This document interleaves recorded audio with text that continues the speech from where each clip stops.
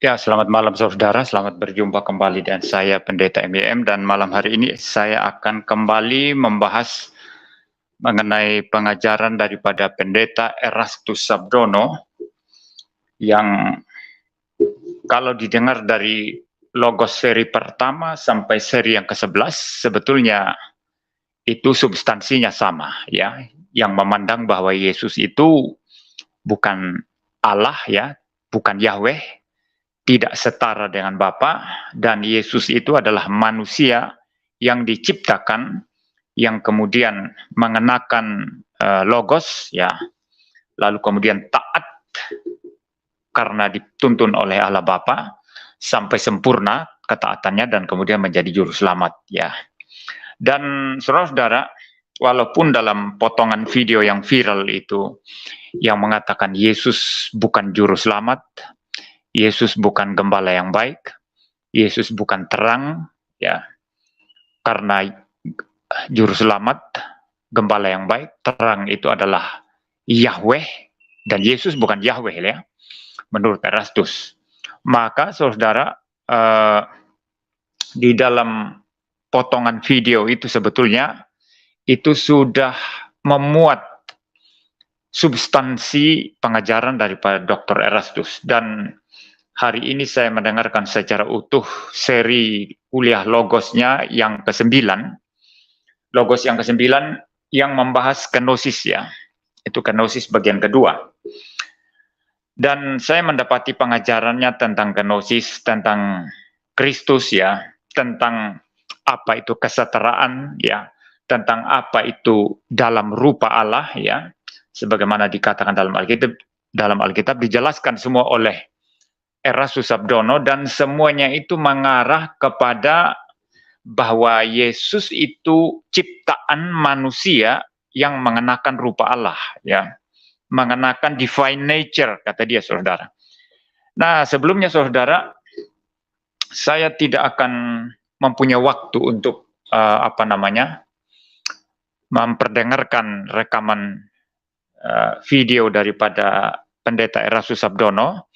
Saudara, saya harap mendengarkan, kalau saudara mau belajar ya, kalau tidak mau belajar tidak usah mengkritik ya. Ya, ini harus tahu diri kita, saudara ya. Kalau tidak mau belajar, tidak mau mendengar pengajaran orang, dalam hal ini mempelajari video-video Pendeta Erastus dan mendengarkan video-videonya, jangan saudara mengkritik, supaya jangan asal bunyi ya. Karena mengkritik itu harus memahami pandangannya ya, pendapatnya, pandangannya, argumentasinya, itu Anda harus paham benar, baru boleh mengkritik. Jangan-jangan Anda tidak paham apa-apa, mungkin hanya karena potongan video itu, walaupun saya bilang potongan video itu sudah memuat substansi daripada pandangan Erastus Sabdono, saudara ya. Tetapi mungkin saudara-saudara yang tidak belajar, malas mendengar begitu, lalu mengkritik, sebaiknya tidak usah mengkritik, saudara ya. Hanya bagi mereka yang sabar mendengar, yang belajar ya, yang mendengar baik-baik pengajaran Erastus Sabdono, yang boleh mengkritik. Itu baru benar ya, itu baru secara moral itu benar ya. Anda hanya dengar isu-isu saja, mungkin hanya lihat sepintas lalu mengkritik, saya kira jangan ya. Jadi saya sarankan saudara, supaya saudara memahami ceramah saya malam hari ini yang menanggapi pengajaran Dr. Erastus Sabdono, saya sarankan saudara mendengarkan seperti saya mendengarkan. Jadi saudara nanti ke Truth ID, saudara buka video di sana dengan judul Logos sesi 9 dan 10, Kenosis bagian 2, Pendeta Erastus Sabdono 15 Juli 2023 ya. Nanti saya sarankan dengar yang sesi 9 sampai utuh, sampai penuh, karena itu yang saya tanggapi malam hari ini ya. Jadi saudara ke situ sendiri ya, saya tidak putarkan di sini, jadi saudara harus mendengarkan sendiri ya.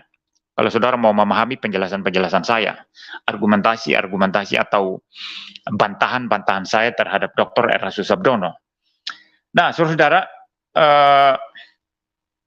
kembali lagi ya, secara substansi itu tidak berbeda ya, tidak berbeda dengan nada-nada sebelumnya ya, bahwa Yesus tidak sehakikat dengan Bapa, bahwa Yesus itu manusia taat ya, ciptaan. Dan di dalam sesi ke-9 kuliah Logosnya ini, saya mendengarkan semakin jelas dia membantah praeksistensi Kristus ya.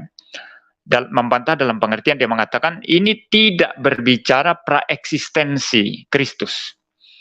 Ya, kesetaraan dengan Allah itu sebagai milik yang harus dipertahankan sebagaimana dikatakan dalam Filipi. Nanti kita akan juga mencoba melihat Filipi ya, pasal yang kedua ya. Jadi istilah tidak menganggap kesetaraan dengan Allah sebagai milik yang harus dipertahankan itu, jangan saudara memikirkan ini masalah praeksistensi Yesus atau apa, tidak. Di sini katanya artinya ketika Yesus lahir di dunia, dia tidak menganggap kesetaraan dengan Allah itu sebagai milik yang harus dipertahankan. Lalu kita bertanya, kesetaraan apa yang dimaksud di sana?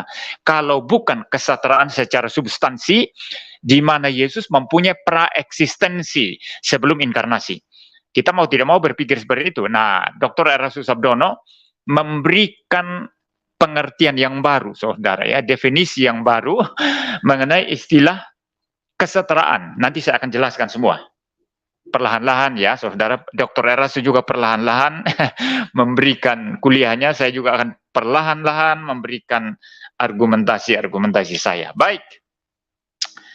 Jadi saudara, kalau saudara mendengarkan kuliah Logos sesi 9 itu, di sana Dr. Erastus itu membedakan antara apa yang disebut sebagai divine nature, divine nature, natur ilahi, dengan apa yang disebut sebagai dalam istilah bahasa Inggris deity ya. Deity ya. Nah, saudara, divine atau deity sebetulnya yaitu perbedaannya sih apa sih sebetulnya ya, itu kan menyangkut kealahan atau keilahian ya. Ya, kealahan atau keilahian kan. Saudara, deity ya. Divine ya, begitu ya. Tapi di sini Dr. Erastus itu membedakan, ya, membedakan dan memberikan definisi sendiri secara unik, tidak mengikuti pengertian dalam bahasa Inggris apa itu deity, apa itu divine, tapi dia memberikan satu definisi sendiri. Nah, kalau yang begini-begini, saudara jangan kritik loh. Ini sah secara akademik. Ya, ada orang yang tidak ngerti akademik. Semua istilah yang dipakai pun dikritik, jadi harus sesuai dengan misalnya gini ya, harus sesuai dengan itu misalnya Dictionary Oxford atau Cambridge begitu ya. Di akademik nggak seperti itu, saudara. Istilah yang sudah baku di dalam dunia dunia bahasa, bisa saja seorang filsuf atau seorang teolog memberikan muatan baru terhadap istilah itu. Nah, ini tidak perlu dikritik, saudara. Jadi ketika Dr. Erastus membedakan istilah divine dengan istilah deity, kita tidak bisa kritik, saudara. Karena dia memberikan satu definisi yang jelas menurut dia. Jadi kita harus mengikuti pemikiran dia, saudara. Ini baru kita boleh jujur dan boleh boleh seimbang dan fair itu di dalam menilai secara akademik, saudara ya. Jadi oke lah ya, saudara jangan mentertawakan nanti kenapa di istilah divine dan deity itu sengaja dibedakan oleh dia. Ya, tidak usah ditertawakan karena dia memberikan definisi yang jelas, saudara. Jadi baik, saya ikuti definisinya. Menurut Dr. Erastus, divine nature itu adalah sesuatu moralitas ilahi. Ya, adalah satu moralitas ilahi atau moralitas Allah yang juga diberikan kepada ciptaan. Ya, kesucian Allah, begitu ya. Itu divine nature, saudara. Nah, ada yang sifatnya supranatural yang menjadi milik Allah, yang hanya unik milik Allah, yaitu yang disebut sebagai deity katanya. Nah, kalau deity itu adalah sesuatu yang supranatural. Kita tidak bisa miliki itu. Hanya Tuhan, hanya Yehova atau Yahweh. Bapa Yahweh saja yang mempunyai itu.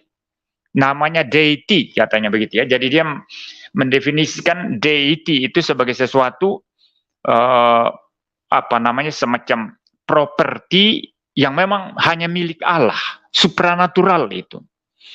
Sedangkan yang namanya divine nature, kalau di dalam bahasa Alkitabnya nanti kalau dia merujuk kepada Filipi pasal yang kedua, itu morpheteo, ya, morpheteo atau in the form of God, ya, dalam rupa Allah, itu dalam bahasa Alkitab LAI, divine nature itu sesuatu yang diberikan kepada kita, ya, yang juga bisa dikenakan kepada manusia. Seperti itu, saudara, ya. Jadi harap saudara bisa membedakan, ya, pembedaan ini, sehingga nanti ketika saya membahas mengenai Kristus, saudara bisa paham. Kalau tidak, saudara akan buntu nanti pikirannya. Jadi gini, saudara, ya, mari kita jangan ini, ya, dalam memberikan penilaian jangan kita mencoba menggunakan stromen falasis, ya. Artinya, misalnya gini, ini contoh ini, ya. Erastus apa itu? Teori apa itu? Dia bikin-bikin ngaco saja teori gitu, ya. Tapi dalam pikiran kita teori ngaco itu bukan sesat, ya, bukan sesat. Tetapi dalam pikiran kita itu teori ngaco itu artinya teori gampangan, teori murahan, teori kacangan. Saya katakan tidak sih. Saya katakan tidak. Memang dia berteori ini. Ini Pak Erastus berteori di sini, saudara. Dia berteori, dia punya teori, saudara. Jadi jangan ketawain, ya. Jangan menganggap murahan. Tetapi kalau seperti saya mengatakan teori kacau atau teori amburadul, nah itu sinonimnya adalah sesat. Tapi saya secara akademik tetap menghargai dia berteori. Ya, dia berteori di sana. Jadi saudara jangan secara akademik saudara mentertawakan, ya. Anda nggak tentu bisa berteori loh. Secara akademik, ya. Anda nggak tentu bisa berteori, ya. Tapi secara teori saya akui, ya, dia mempunyai teori. Dia mempunyai teologi yang bisa diajarkan. Dia mempunyai teologi yang bisa ditawarkan kepada orang-orang. Hanya saja menurut saya, kenapa tidak ada pengikut-pengikutnya yang berbobot? Ya, hanya bikin-bikin video bantahan yang sama sekali tidak berbobot. Kenapa?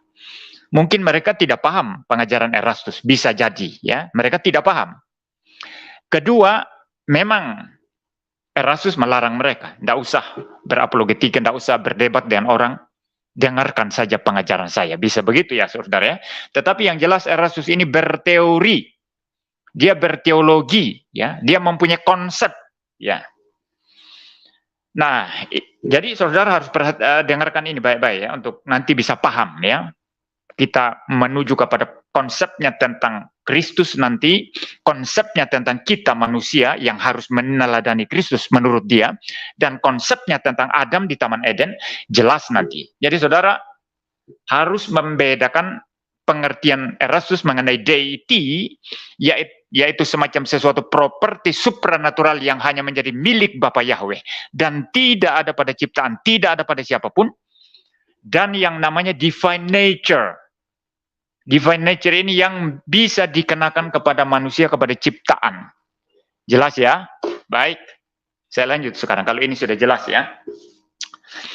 Nah, kemudian saudara, yang paling penting di dalam divine nature itu yang dia sejajarkan itu dan istilah morpheteo, ya, itu di dalam Filipi pasal 2 ayat yang ke-6, ya.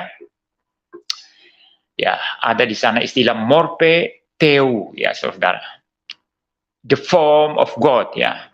And morpheteo, ya, in the form of God, ya. Yang dia sejajarkan dengan divine nature tadi, yang bisa dikenakan oleh ciptaan, bisa dibagikan oleh kepada ciptaan, itu apa sih intinya itu, ya? Intinya itu moralitas itu. Jadi kalau bicara divine nature itu moralitas ilahi. Morpheteo itu moralitas ilahi. Rupa Allah itu artinya apa? Dalam diri manusia misalnya, itu moralitas ilahi. Dan inti moralitas ilahi ini adalah kesucian. Ya, sudah paham, ya? Nah, itu teorinya, teori daripada Erastus Sabdono ini, saudara, ya. By the way, ya, saudara, Dr. Erastus ini memang, ya, antara teologi dia dengan spirit dia itu berkontradiksi, ya. Karena ketika dia mengajar, dia mengatakan, jangan dengarkan bapak-bapak gereja, Tidak usah harus ikut bapak-bapak gereja, bukan kata Agustinus, bukan kata Arius, bukan kata Athanasius, bukan kata Thomas Aquino katanya ya. Ya, bukan filsafat ya. Dan dia juga mengatakan bukan masalah logika, tapi back to Bible, kembali kepada Alkitab. Tapi saudara, orang yang mengatakan hanya kembali kepada Alkitab ini berteori. Kadang-kadang kita rumit mendengarnya. Dia berteori loh saudara. Dia berteologi.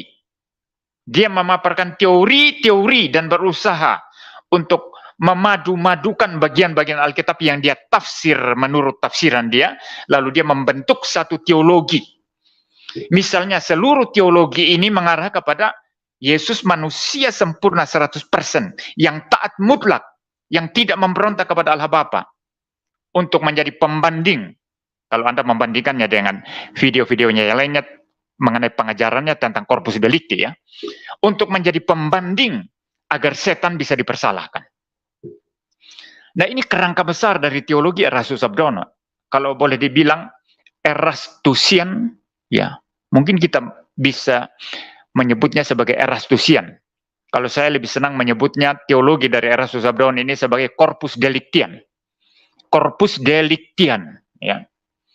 Jadi saudara, seluruhnya itu presuposisinya dan worldview-nya itu adalah corpus delictian tadi itu saudara.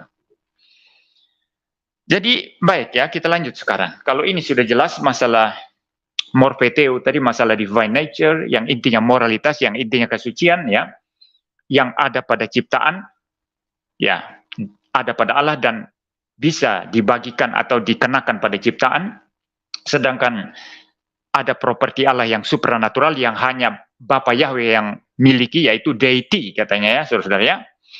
Nah, maka di sini saudara, waktu Yesus Kristus lahir ke dunia ini, dan di dalam pandangan Erastus Sabdono, Yesus Kristus tidak mempunyai praeksistensi. Ya, dia berkata Alkitab tidak berbicara praeksistensi Kristus. Nah, waktu Kristus datang ke dalam dunia ini, saudara, maka Yesus Kristus itu mengenakan morpheteo tadi. Ya, mungkin saya perlu baca sekarang Filipi ya. Filipi pasal yang kedua, saudara ya. Kita pelan-pelan aja ya, saudara. Filipi pasal yang kedua, saya baca dari ayat yang kelima aja ya. Ini Alkitab kecil sekali ya, saudara ya. Ya, saya baca ya, mudah-mudahan saya bisa jelas melihat ini. Hendaklah kamu dalam hidupmu bersama menaruh pikiran dan perasaan yang terdapat juga dalam Kristus Yesus, yang walaupun dalam rupa Allah, tidak menganggap kesetaraan dengan Allah itu sebagai milik yang harus dipertahankan, melainkan telah mengosongkan dirinya sendiri dan mengambil rupa seorang hamba dan menjadi sama dengan manusia. Ya, mungkin saya sampai di sini aja ya. Jadi di sana dikatakan yang walaupun dalam rupa Allah, morpheteo, yang ditafsirkan oleh itu Erastus Sabdono sebagai divine nature tadi, yaitu moralitas ilahi yang dikenakan oleh Kristus begitu. Lalu lanjutannya, tidak menganggap kesetaraan dengan Allah itu sebagai milik yang harus dipertahankan. Ya, jadi Yesus datang dalam rupa Allah, ya, mengenakan morpheteo. Allah Bapa tidak kelihatan. Bapa itu tidak kelihatan, tapi dapat terlihat di dalam diri Yesus, ya. Karena Yesus mengenakan rupa Allah, itu istilah ilahi, mengenakan morpheteo, atau kalau dalam penjelasan teknis daripada Erastus Sabdono itu divine nature atau moralitas ilahi, kesucian intinya katanya. Sudah paham ya? Baik, kalau sudah paham, mari kita melanjut sekarang. Jadi di dalam rupa Allah ini, saudara, maka Yesus itu tidak setara dengan Bapa. Dalam pengertian, kalau Anda bicara misalnya dalam pengertian kita, satu substansi, satu hakikat, satu natur, substansi kealahan Bapa sama dengan anak? Oh tidak. Dalam pengertian Dr. Erastus itu tidak. Kenapa? Karena Yesus itu memang memiliki atau mengenakan morpheteo, yaitu divine nature, tetapi dia tidak mempunyai deity yang supranatural yang hanya unik menjadi milik Bapa Yahweh. Ya, semakin jelas ya. Kalau semakin jelas berarti Yesus apa? Memang bukan logos. Yesus memang tidak punya praeksistensi. Yesus memang datang sebagai manusia yang mengenakan morpheteo, hidup sempurna, taat sempurna, dituntun oleh Yahweh, dan sukses menjadi juru selamat. Klop ya. Anda mendengarkan kuliahnya dari sesi 1 sampai sesi 11, intinya yaitu, saudara. Intinya itu, tidak lari dari sana. Semua argumentasi yang dibangun oleh Pak Erastus ini pasti menuju ke situ. Jadi kalau Erastus Sabdono mengatakan begini, oh saya percaya Yesus sungguh-sungguh juru selamat. Tapi tunggu dulu, sungguh-sungguh juru selamat maksudnya apa? Apakah sungguh-sungguh juru selamat bahwa Yesus adalah Yahweh, Logos Yahweh, yang datang ke dalam dunia, mengambil natur manusia atau menjadi manusia sebagaimana pemahaman kita? Bukan. Sungguh-sungguh juru selamat dalam pengertian bahwa Yesuslah ini pelaksana keselamatan dari Bapa. Yesus yang manusia sungguh-sungguh. Manusia yang taat. Bahkan saudara mendengar di banyak bagian pendeta Rasul mengatakan tidak penting membicarakan Yesus 100% Allah. Karena bagi dia Yesus bukan Allah ya. Tidak sehakikat, tidak sesubstansi dengan Bapa. Dia hanyalah manusia sempurna yang mengenakan morpheteo ya. Jadi kalau begitu Yesus tidak sehakikat dengan Bapa sebagaimana yang kita pahami. Tetapi Yesus mengenakan morpheteo, mengenakan divine nature, yang intinya adalah moralitas ilahi, yang intinya adalah kesucian.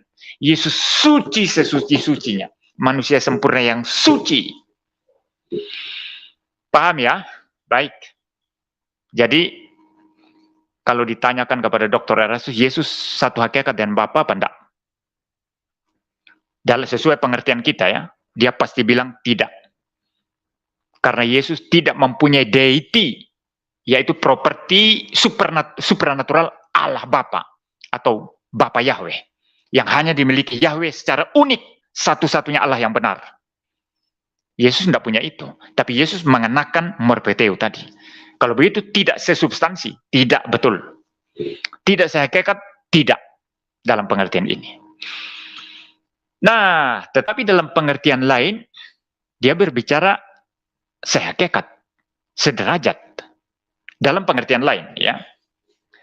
Nah makanya jangan bingung saudara. Maka gini, kalau Erastus mengatakan Yesus sungguh-sungguh juru selamat, itu artinya dia sungguh-sungguh juru selamat minor. Itu maksudnya. Yang menjadi pelaksana keselamatan dari juru selamat asli. Atau juru selamat yang sesungguhnya yaitu Yahweh. Nah kalau dikatakan sekarang, apakah Yesus sederajat dengan Bapa atau satu hakikat? Ini dalam pengertian yang lain ya. Oh iya. Karena jika Bapa mempunyai divine nature, moralitas ilahi, Yesus pun punya itu. Dalam hal ini bolehlah, menurut Erastus ya, bolehlah kita mengatakan itu sehakikat.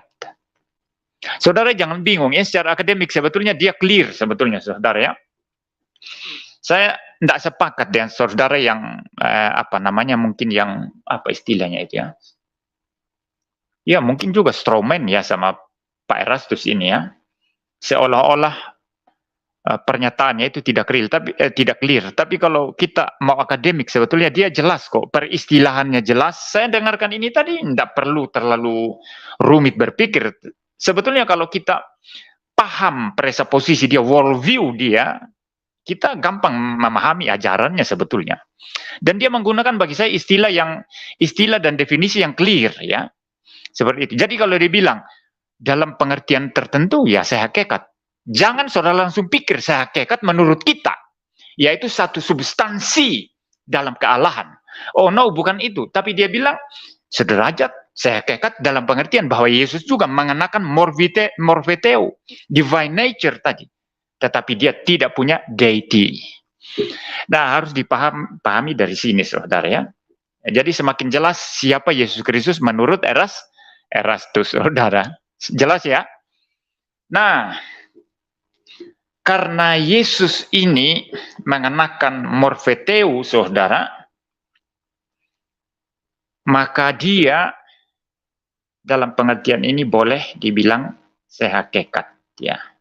Tetapi sebelum saya lanjut tentang Yesus, saya akan membawa kita kepada Adam dulu ya, di Taman Eden, di dalam pengertian Dr. Erastus. Adam Tuhan tempatkan di Taman Eden, dia tidak taat. Kenapa dia tidak taat? Atau substansi tidak taatnya itu apa? Dia mau jadi sama dengan Allah. Dia mau jadi sama dengan Allah, maka dia jatuh. Itu setan. Itu Adam di Taman Eden. Nah, Yesus Kristus ini, menurut Erastus, dia tidak mau jadi sama dengan Allah. Walaupun dia memiliki kesetaraan dengan Allah, saudara, waktu dia ngomong kesetaraan, jangan berpikir satu substansi seperti pemahaman kita yang trinitarian ya. Bukan. Nanti saya jelaskan maksudnya apa kesetaraan itu ya. Walaupun Yesus itu mempunyai kesetaraan dengan Bapa, tapi dia tidak seperti Adam di Taman Eden, juga tidak seperti setan atau iblis atau Lucifer. Dia secara rela subordinasi, tunduk hanya kepada Bapa saja. Dan dia tidak mengambil apapun bagi dirinya sendiri, hanya berserah total kepada Bapa. Dan dia taat, sukses sampai mati. Maka dia lulus, dia jadi juru selamat. Nah itu teorinya daripada Dr. Erastus. Nah kalau begitu, apa maksudnya kesetaraan dengan Bapa? Maksud Erastus ini apa? Nah ini saya jelaskan sekarang. Menurut Erastus, saudara, istilah kesetaraan di dalam Alkitab itu menurut dia, itu adalah independen. Maksud kesetaraan di sana itu masalah independensi atau independen. Saudara tahu independen ya? Independen. Independen artinya bebas. Kita tidak tunduk kepada otoritas manapun. Kita tidak tunduk kepada dominasi manapun. Jadi tidak ada yang mendominasi kita. Kita independen. Itu namanya independen. Merdeka. Bebas. Ya, seperti itu ya. Erastus bahkan memberikan contoh yang sangat sederhana ya mengenai warteg dengan supermarket besar ya.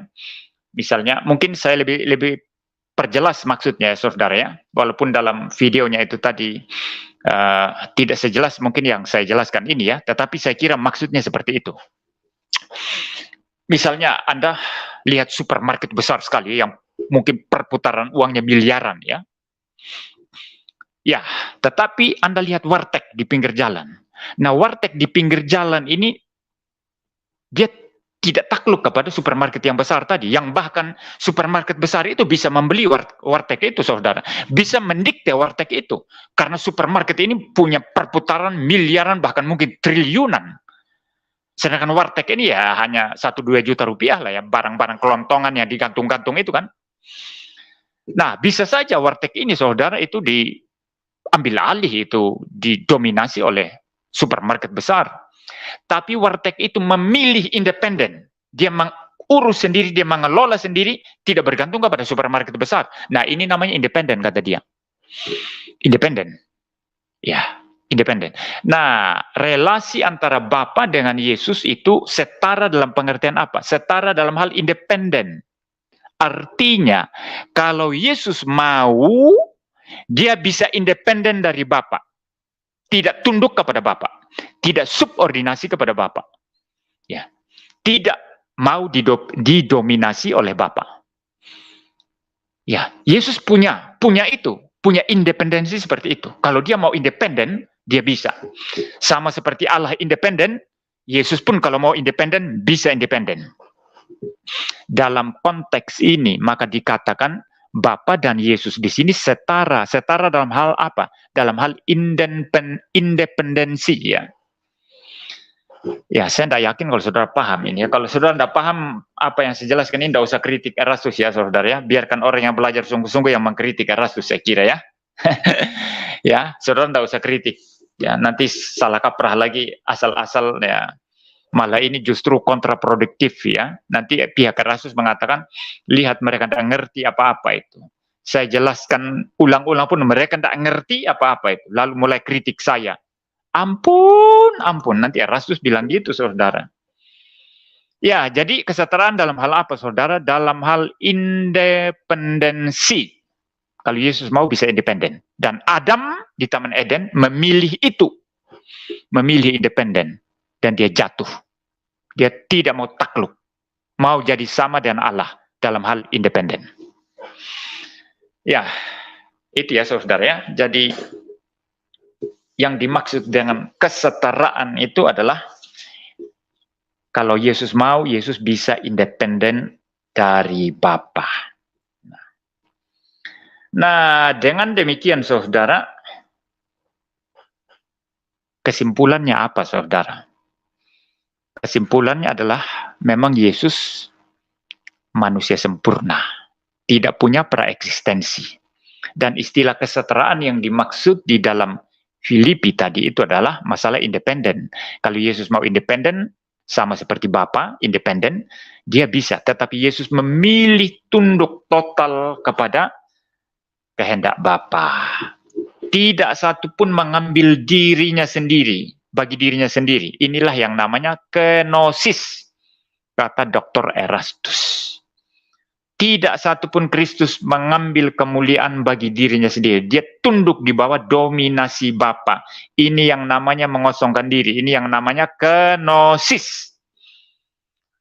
Ya, di satu sisi pengertian kita tentang ekenosen ya. Istilah ekenosen di dalam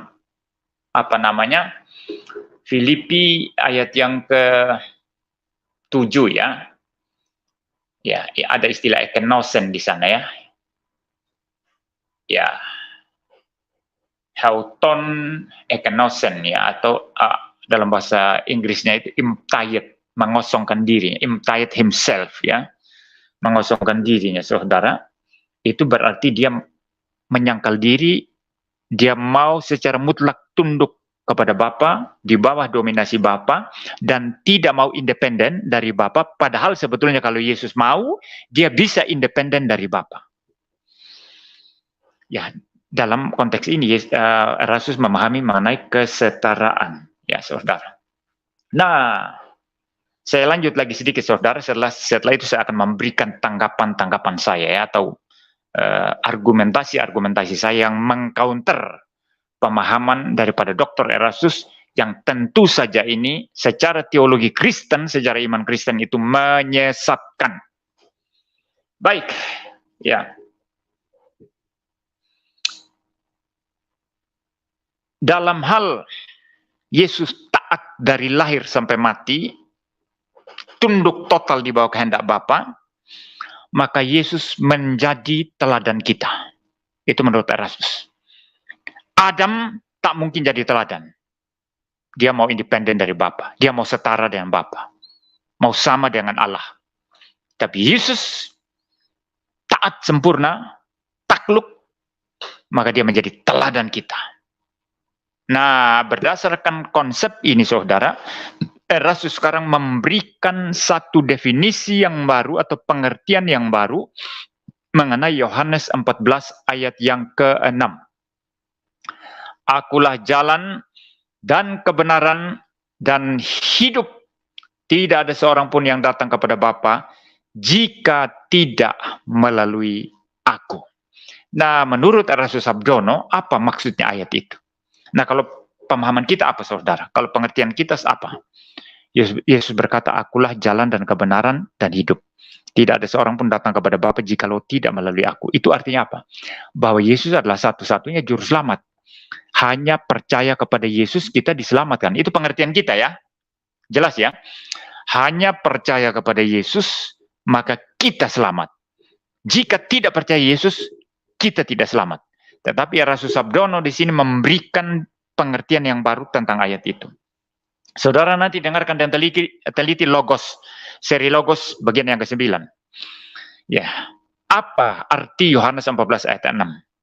Sabdono mengatakan bahwa itu berarti satu-satunya jalan kalau kita mau selamat harus meneladani Kristus yang taat sampai mati. Itu satu-satunya jalan untuk selamat. Saudara tahu perbedaannya ya? Ya, ini masih ikuti saya enggak, saudara ya? Saudara tahu enggak perbedaannya ya? Kalau kita pemahamannya Yesus satu-satunya Tuhan dan Juru Selamat, Yohanes 14 ayat 6 apa? Hanya percaya Yesus saja kita diselamatkan. Tidak percaya Yesus pasti binasa. Itu kan pengertian kita ya. Tapi Erastus Sabdono memberikan sesuatu meaning yang baru. Apa maksudnya ayat itu? Itu berarti bahwa hanya meneladani hidup Kristus yang taat sampai mati, maka kita boleh selamat. Maka dalam konteks ini, Yesus adalah satu-satunya jalan. Satu-satunya jalan dan kebenaran dan hidup. Artinya, hanya dia saja yang patut diteladani. Anda tidak meneladani dia, Anda tidak mendapat hidup. Ya, itu saudara. Yohanes 14 ayat 6. Lalu kemudian, kalau saudara membaca dalam kisah para rasul, di mana Rasul Petrus berkata di bawah kolong langit ini, tidak ada satu nama pun yang olehnya kita dapat diselamatkan selain daripada nama Yesus Kristus, yaitu ini saya parafrasikan saudara ya. Dia memberikan makna itu secara umum kata dia. Itu general itu ya, umum itu. Ya, itu umum. Semua orang ya begitu ya. Hanya melalui nama Yesus ya. Melalui Yesus begitu. Itu umum, general ya. Tetapi kalau mau khusus itu Yohanes 14 ayat 6 itu artinya meneladani Kristus. Itulah satu-satunya jalan keselamatan. Jadi kesimpulan saya di bagian ini memang Erastus memaksudkan Kristus itu sebagai teladan. Itu sebabnya kalau saudara mendengarkan kata-katanya, sebagaimana saya sudah kutip tadi, tidak penting bagaimana kita membicarakan Yesus 100% Allah. Itu tidak penting. Yang penting adalah kemanusiaan Yesus. Bahkan dalam video yang lain, saya dengarkan Erastus dengan sangat bersemangat mengatakan, kalau dulu saya terkagum-kagum dan kealahan Yesus katanya, ketuhanan Yesus. Tapi sekarang saya terpukau oleh kemanusiaan Yesus. Jadi saudara paham sekarang ya, siapa Yesus menurut Erastus? Saya ringkaskan sekarang. Manusia sempurna yang mengenakan morpheteo, divine nature, yaitu moralitas ilahi. Dan secara sempurna dia taat sampai mati, takluk kepada Bapa, menjadi teladan bagi kita. Yesus ini tidak mempunyai praeksistensi, maka dia hanyalah manusia yang taat. Yang menjadi juru selamat dalam pengertian apa? Hanya dia satu-satunya yang patut diteladani, tidak ada yang lain. Oh, ini kebenaran yang sangat indah, kata Erastus Sabdono. Mari saya memberikan tanggapan sekarang, saudara. Ya, tanggapan saya, kita akan menuju ke ini dulu sekarang ya, ke Filipi ya, Filipi pasal 2 ya. Tafsirannya mengenai morpheteo, saudara perlu saya kritik ya.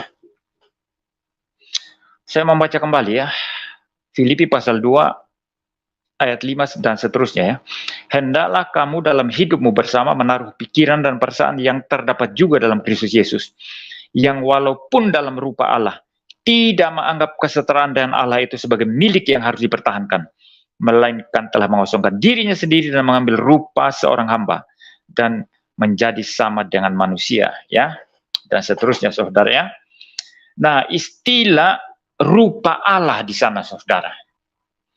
Kalau saudara mendengarkan penjelasan saya tadi, atau kalau saudara langsung masuk sendiri ke kuliah Logos, video kuliah Logos Pendeta Erastus, yang membedakan antara deity dengan divine nature. Divine nature itulah morpheteo, ya. Saudara, seolah-olah di sini Erastus itu bukan seolah-olah ya, memang dia sedang menyamakan ya, bukan seolah-olah. Dia menyamakan antara manusia diciptakan menurut gambar dan rupa Allah dengan Yesus yang dikatakan di sini di dalam rupa Allah. Ya. En morpheteo. Tetapi saya mengatakan ini adalah satu pemaksaan yang tidak adil terhadap Alkitab. Ini ada ketidakjujuran secara akademik di sini, saudara. Saya membaca ulang sekarang istilah aslinya dalam bahasa Yunani ini, saudara. N ya, N itu di ya, di dalam itu ya, N di dalam. Morphe itu dalam bahasa Indonesia diterjemahkan sebagai rupa. Theo ya, of God ya, di dalam rupa Allah. Perhatikan baik-baik, di dalam rupa Allah. Berarti kesimpulan kita apa ini? Yesus itu adalah rupa Allah yang kelihatan. Ini yang Alkitab katakan, saudara. Yesus itu siapa? Rupa Allah yang kelihatan. Kalau saudara membuka sekarang misalnya ya, Kolose ya, ini saya mau pakai laptop sudah penuh dengan tampilan-tampilan ini, saudara. Saya buka Alkitab ini aja ya, bahasa Indonesia. Mudah-mudahan saya bisa cepat membuka ya. Kolose pasal yang pertama. Ya, sebentar, harus bersabar. Kolose pasal yang pertama, dikatakan di sana ayat 15 ya. Ia adalah gambar Allah yang tidak kelihatan, yang sulung lebih utama dari segala sesuatu. Perhatikan baik-baik, sama dengan di sini tadi. Di sini dikatakan dalam rupa Allah. Kalau di sini dikatakan ia adalah gambar Allah yang kelihatan. Ada perbedaan signifikan antara dua ayat ini, di mana Yesus itu dikatakan sebagai rupa Allah, dikatakan sebagai gambar Allah.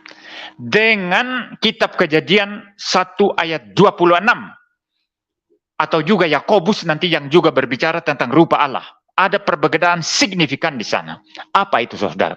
Kalau di versi Filipi dan Kolose ini, saudara, Yesus dikatakan dalam versi Filipi dalam rupa Allah. Versi Kolose bukan menurut ya, adalah gambar Allah. Sedangkan dalam kitab Kejadian waktu manusia diciptakan dikatakan apa? According. Ya. Menurut gambar dan rupa Allah. Menurut gambar dan rupa Allah, saudara. Beda ya. Ada menurut. Kalau Yesus tidak ada menurutnya. Tidak ada accordingnya. Ya, saudara lihat Yakobus juga nanti sama ya. Mungkin saya akan membuka nanti satu-satu ya, supaya kita lihat. Nah, sebelum kita membuka, saudara, saya akan menjelaskan istilah gambar dan rupa menurut para ahli yang sudah sangat-sangat matang sekali menyelidiki kitab suci, saudara. Karena istilah gambar, selem itu dalam bahasa Ibraninya, selem itu gambar, sedangkan rupa itu demut, saudara. Istilah gambar dan rupa ini menurut para ahli yang meneliti dan sungguh-sungguh itu digunakan secara silih berganti. Ya, saya tidak ada banyak waktu untuk menjelaskan itu karena saya tidak sedang menjelaskan doktrin manusia sekarang ya. Nanti kita kehilangan banyak waktu ya, karena hari ini saya tanggapi Erastus. Istilah gambar dan rupa itu digunakan secara silih berganti. Sehingga sebetulnya itu pengertiannya itu sama, hanya saling menegaskan saja. Artinya manusia diciptakan menurut gambar Allah, menurut gambar Allah yang benar-benar serupa dengan Allah. Itu maksudnya. Itu maksudnya, saudara ya. Sehingga istilah selem, gambar, dan demut itu yaitu rupa dalam bahasa Ibrani itu dua istilah yang digunakan silih berganti. Nah, tetapi ada juga bapak-bapak gereja yang membedakan itu ya. Misalnya Agustinus itu membedakan antara selem dan demut ya, gambar dan rupa. Kalau saya tidak salah juga di Indonesia ini pendeta Stephen Tong ketika membahas peta dan teladan Allah itu antara peta atau gambar dan teladan atau rupa itu dibedakan oleh oleh pendeta Stephen Tong ya, saudara. Tetapi saya lebih sepakat dengan pendapat para ahli yang mengatakan, para teolog yang mengatakan itu sebetulnya hanya penegasan ya, gambar ya rupa. Artinya menurut gambar Allah yang benar-benar serupa dengan Allah. Itu maksudnya. Ya. Karena Alkitab menggunakan silih berganti ya. Nah, mari kita teliti sekarang ya. Di dalam Filipi saya sudah katakan tadi, en morpheteo ya, di dalam rupa Allah. Lalu di dalam Kolose tadi, ia adalah gambar Allah. Tidak ada istilah according atau menurut di sana. Tapi kalau saudara menuju kepada Kejadian, ya, Kejadian 1 ayat 26, itu ada istilah according di sana ya. Istilah according to our likeness ya. Ya, ada istilah kidmutenu ya di situ ya, di dalam bahasa Ibrani-nya saudara, according to our likeness. Jadi menurut, kalau begitu kesimpulannya apa? Yesus adalah gambar Allah yang kelihatan. Dia adalah rupa Allah yang kelihatan. Allah tidak kelihatan, tapi rupa Allah yang kelihatan adalah Yesus. Sedangkan kita bukan gambar Allah. Kita bukan rupa Allah, tetapi kita diciptakan menurut gambar Allah, menurut rupa Allah. Saudara tahu bedanya? Jadi kita fotokopinya, saudara. Kalau Yesus bukan fotokopinya, dia adalah gambar Allah yang asli. Itu maksudnya.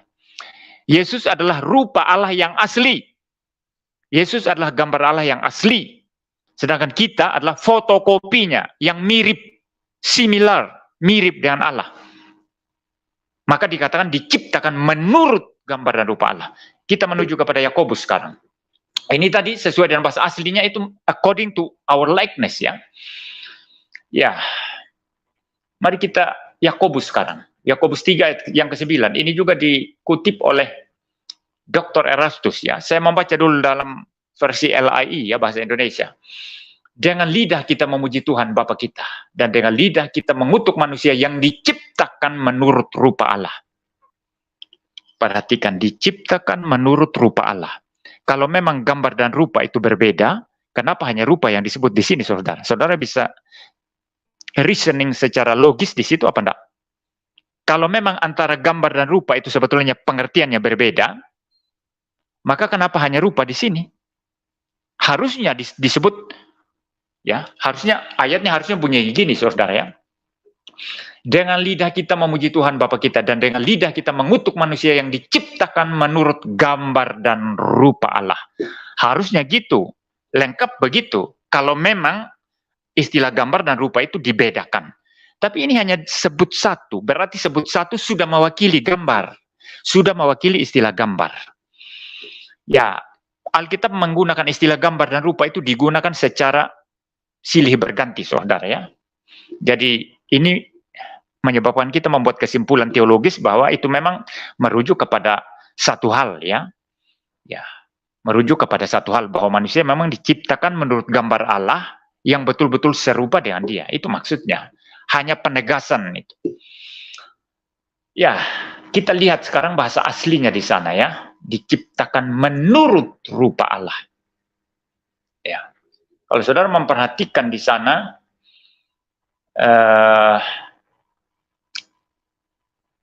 mungkin saya baca dulu ya. Ini versi apa? Ini saya tidak tahu ini ya. Saya baca dalam bahasa Inggrisnya. We curse man, we curse ya. Curse itu mengutuk ya. We curse man, those according to the likeness of God. Ya. Ya, ini saya membaca dari teks interlinear di sini, saudara ya. Nah, di sana ada istilah according to, ada istilah Yunani kat, ya. Istilah Yunani kat, ya. Lalu istilah likeness, ya. Ya. Istilah likeness yaitu rupa tadi yang diterjemahkan sebagai rupa dalam bahasa Indonesia, ya. Yang diciptakan kalau bahasa Indonesia ini tadi yang diciptakan menurut rupa Allah ya. Kalau dalam bahasa Inggrisnya itu likeness ya, dalam rupa Allah. Itu istilah yang dipakai adalah homoiosin. Dengar baik-baik. Homoiosin. Homoi itu artinya similar. Similar, mirip. Ya. Serupa, dalam rupa. Saudara ingat perdebatan antara golongan Athanasius dengan Arius dalam konsili Nisea dan juga dalam konsili Konstantinopel, saudara. Perdebatannya di sana hanya mengenai satu huruf saja. Golongan Athanasius mengatakan Alkitab berkata, anak dan bapa itu satu hakikat, satu ousia, homoousios, homoousios, satu substansi, satu hakikat. Tapi golongan daripada siapa namanya Arius mengatakan tidak, homoi, ada i-nya. Nah ini sini ada i, saudara. Homoi usio, usios ya, homoi usios. Jadi mirip, serupa, similar. Nah ini jelas sekali ini, saudara. Kalau kita kembali kepada Yakobus ini ya, manusia itu diciptakan according to, ada istilah kat di sana. Ada istilah kat, lalu homoisin, serupa dengan Allah itu maksudnya. Bukan Allah, kita ini bukan Allah, tapi diciptakan mirip dengan Allah. Itu makna dari Kejadian 1 ayat 26. Baiklah kita menjadikan manusia menurut gambar dan rupa kita. Ya, saya membaca saja Kejadian 1 ayat 26. Ya betul, dan 27 ya. Ini Alkitab kecil sekali, sebentar.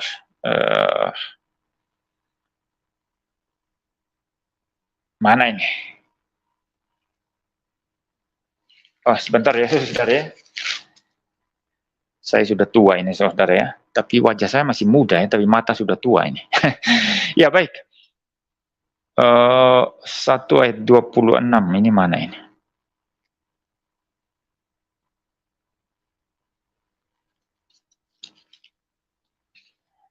Saya ini aja, saudara. Saya buka dari sini aja ya. Maaf, saya tunggu sebentar ya, saudara. Enggak apa-apa ya. Enggak lama aja, saya buka dari laptop ya. Tulisannya lebih besar ini. Kejadian 1. Ya. Erastus juga kalau mengajarkan dia tenang ya, tidak apa gerusa-gerusu ya, saudara ya. Jadi saudara mendengarkan saya juga jangan gerusa-gerusu, sabar aja. Kalau Erastus itu kan ada yang membacakan ya. Biasanya ada yang membacakan ayat-ayat ya. Kadang dia bangun pelan-pelan lalu menulis di papan tulis kan gitu ya. Kejadian 1 ayat 26, berfirmanlah Allah, baiklah kita menjadikan manusia menurut gambar dan rupa kita, supaya mereka berkuasa atas ikan-ikan di laut dan burung-burung di udara, dan atas ternak, dan atas seluruh bumi, dan atas segala binatang melata yang merayap di bumi. Maka Allah menciptakan manusia itu menurut gambarnya. Menurut gambar Allah diciptakannya dia, laki-laki dan perempuan diciptakannya mereka. Saudara perhatikan di situ ya. Di ayat 26 muncul istilah gambar dan rupa. Tapi di ayat 27 istilah rupa dihilangkan, saudara. Hanya disebut gambar. Kembali lagi, itu menegaskan satu fakta bahwa istilah gambar dan rupa itu sebetulnya merujuk kepada hal yang sama. Ya. Ini hanya penegasan ya, saudara ya. Lihat ayat 27 hanya disebut gambar di sana, istilah rupa dihilangkan. Jadi saudara, jelas sekali di sana diciptakan menurut ya, menjadikan manusia menurut gambar dan rupa kita. Ayat 27. Maka Allah menciptakan manusia itu menurut gambarnya. Jadi sama, saudara. Jadi salah kalau Erastus Abdono mengatakan Yesus mengenakan morpheteo, divine nature. Di mana kita juga bisa mengenakan divine nature yang sama. Ya, rupa Allah yang sama. Atau moralitas ilahi. Dia menyamakan yang tidak sama di sana. Yesus itu bukan menurut. Dia bukan menurut rupa Allah. Dia bukan menurut gambar Allah. Tapi Yesus di dalam rupa Allah. Dia adalah rupa Allah yang tidak kelihatan. Kalau pakai istilah bukan istilah Yakobus ya. Istilah Kolose tadi, ia adalah gambar Allah yang kelihatan. Kita bukan gambar Allah, tapi menurut gambar Allah. Kita adalah fotokopi. Dalam teologi reform, saudara, ada pengertian Allah itu adalah archetype. Dia yang orisinil, dan kita adalah fotokopinya. Kita adalah archetype-nya. Jadi ada archetype relationship between God and man. Kita adalah archetype, Allah adalah archetype-nya. Nah, Yesus, karena Yesus adalah Allah, dia adalah logosnya YHWH, Yesus adalah YHWH, maka Yesus adalah archetype. Maka karena Yesus adalah archetype, maka Yesus tidak disebut menurut gambar atau menurut rupa Allah. Tidak. Dia adalah rupa Allah yang kelihatan. Dia adalah gambar Allah yang kelihatan. Fakta ini mau ditutup oleh Erastus. Fakta ini mau ditutup oleh Erastus. Dan ini adalah sesuatu ketidakjujuran secara akademik. Ya, sesuatu ketidakjujuran secara akademik. Sudah paham ya? Baik. Sekarang masalah istilah kesetaraan ya. Yang dia katakan tadi masalah independensi ya. Ya. Independensi, independen. Tapi apa betul maksudnya kesetaraan? Di dalam Filipi pasal 2 ini adalah masalah independen.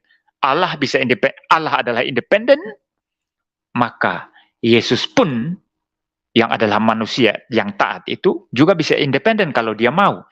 Tapi dia tidak menganggap kesetaraan dengan Allah dalam hal independensi itu sebagai milik yang harus dipertahankan. Dia rela subordinasi, tunduk mutlak kepada kehendak Bapa. Itu ajaran Erastus ya, saudara. Saya membaca ulang sekarang ya, Filipi ya. Kita fokus kepada masalah kesetaraan sekarang.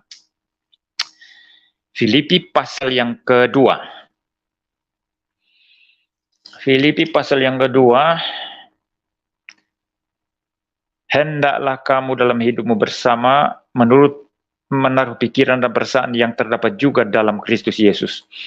Yang walaupun dalam rupa Allah, tidak menganggap kesetaraan dengan Allah itu sebagai milik yang harus dipertahankan. Melainkan telah mengosongkan dirinya sendiri dan mengambil rupa seorang hamba dan menjadi sama dengan manusia. Nah, istilah kesetaraan itu muncul di ayat yang ke-6 ya. Kesetaraan. Dalam ayatnya yang ke-6 ya. Ya, yang walaupun dalam rupa Allah tidak menganggap ya kesetaraan ya. Jadi ada istilah di sana einai isateo ya, teo. Nah, mungkin saya membaca, coba saya merujuk kepada versi bahasa Inggris New King James ya. Oh, saya persiapkan NIV ini saudara.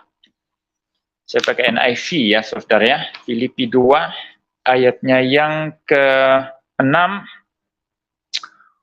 Who being in very nature of God did not consider equality with God something to be grasped, but made himself nothing, taking the very nature of a servant.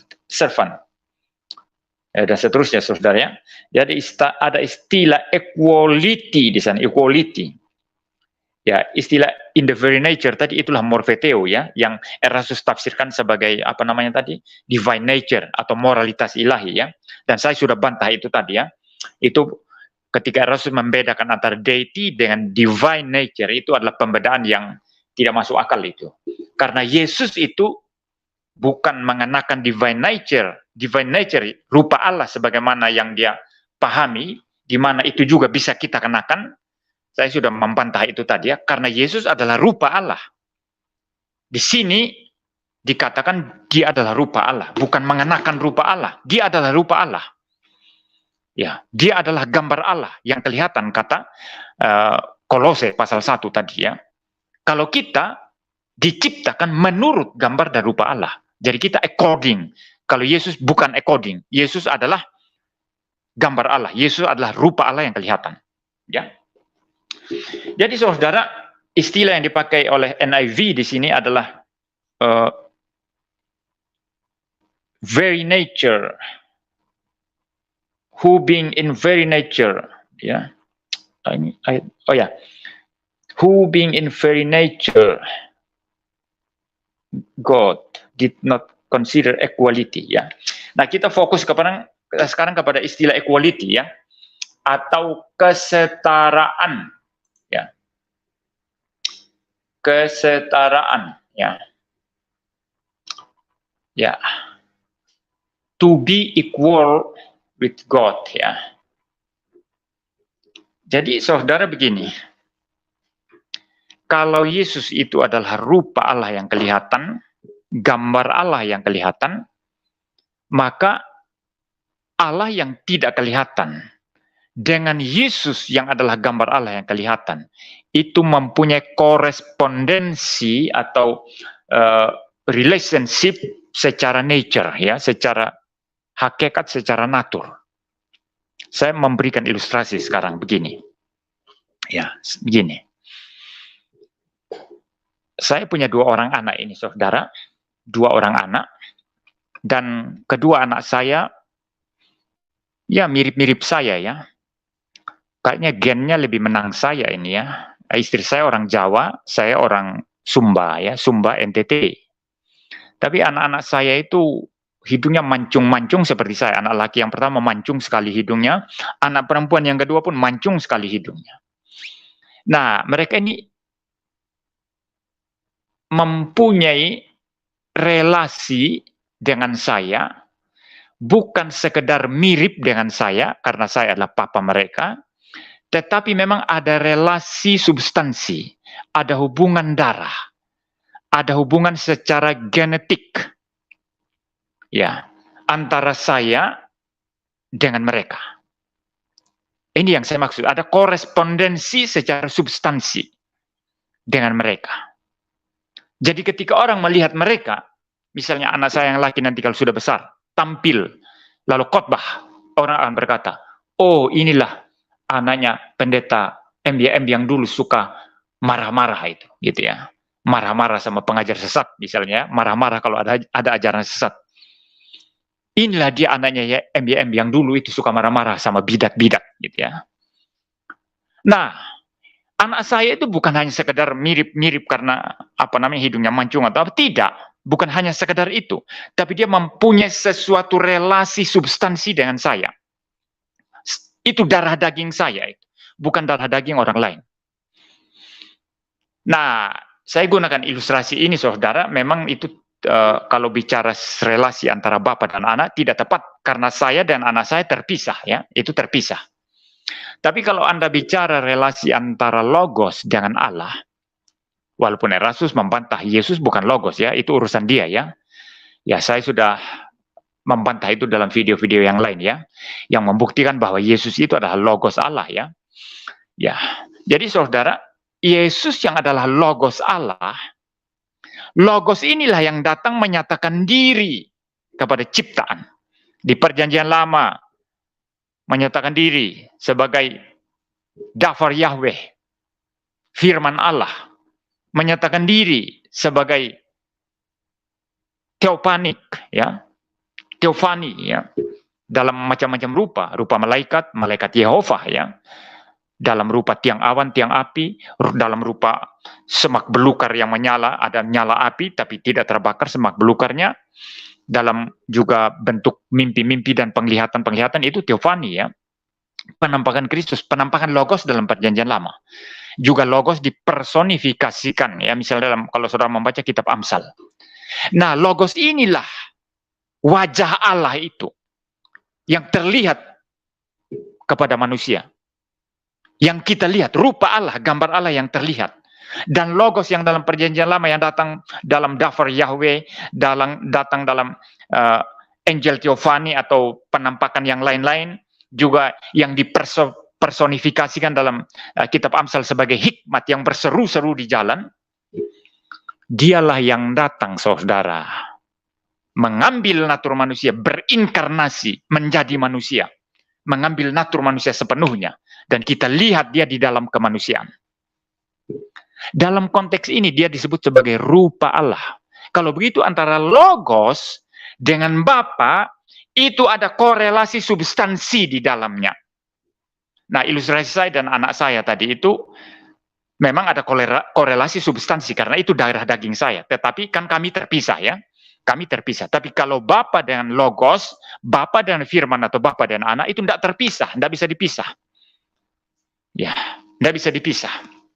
Satu substansi yang kekal adanya.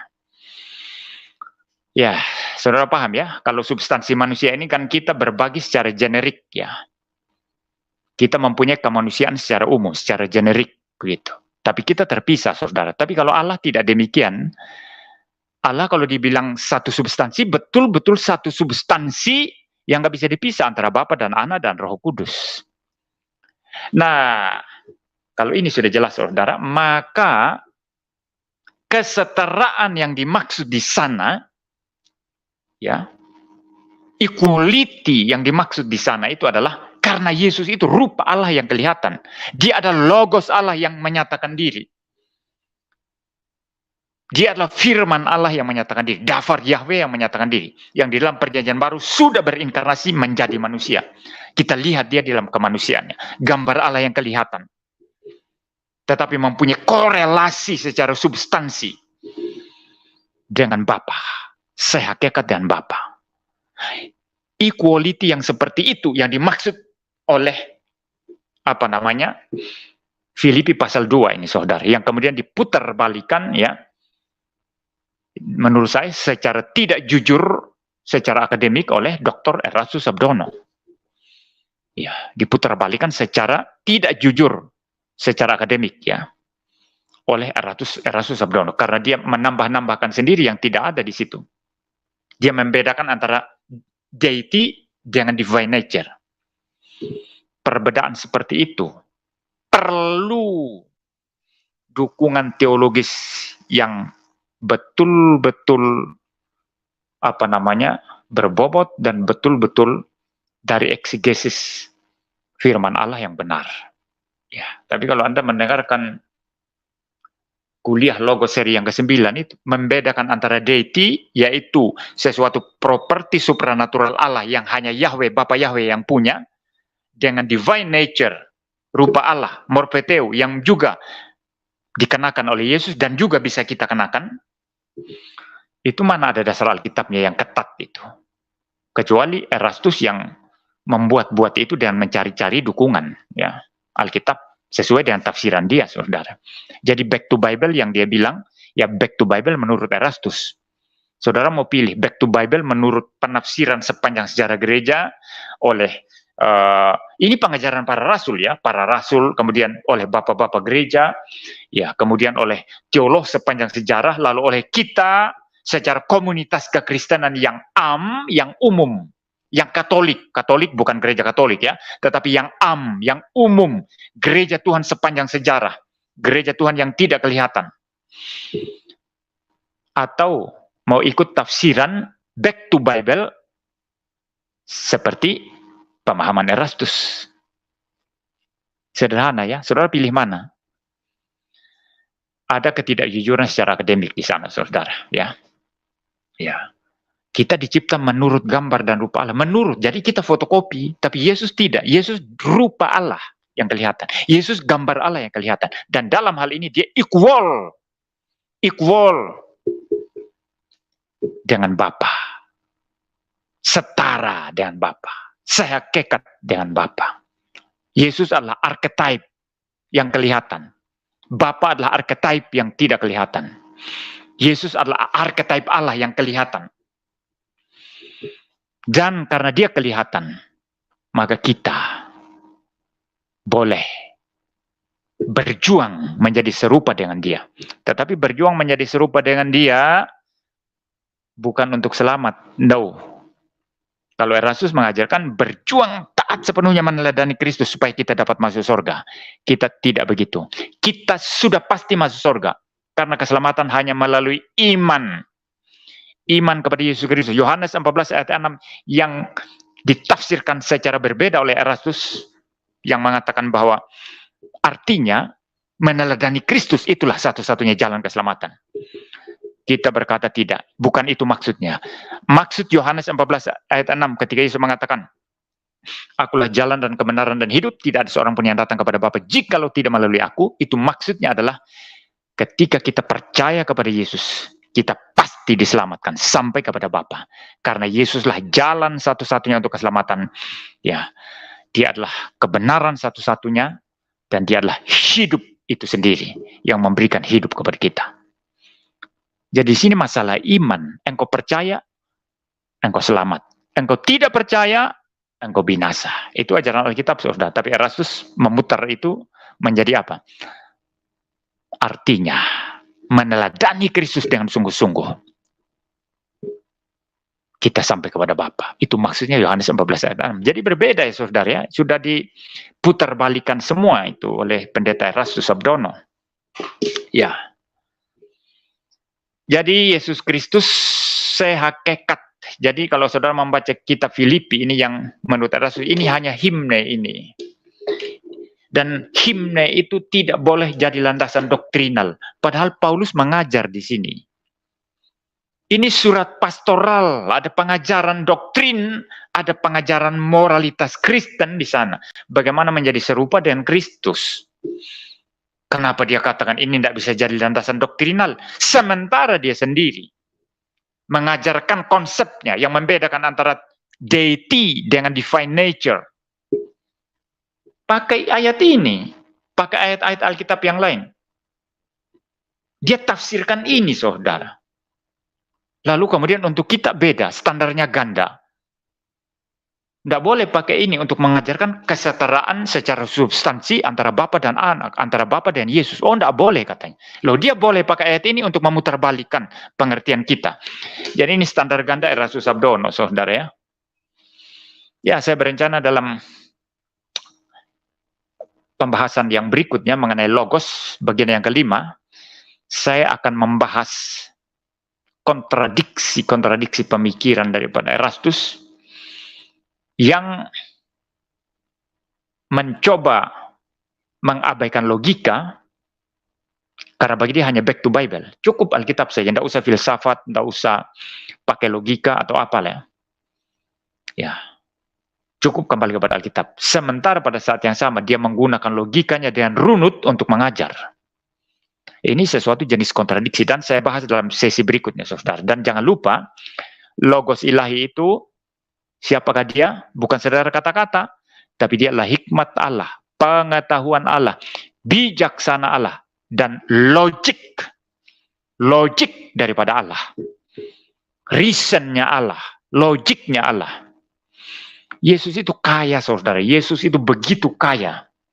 Bukan sekadar kata-kata abstrak, tapi dia adalah satu pribadi kedua Allah, Tritunggal. Hikmat Allah, bijaksana Allah, pengetahuan Allah, reason Allah.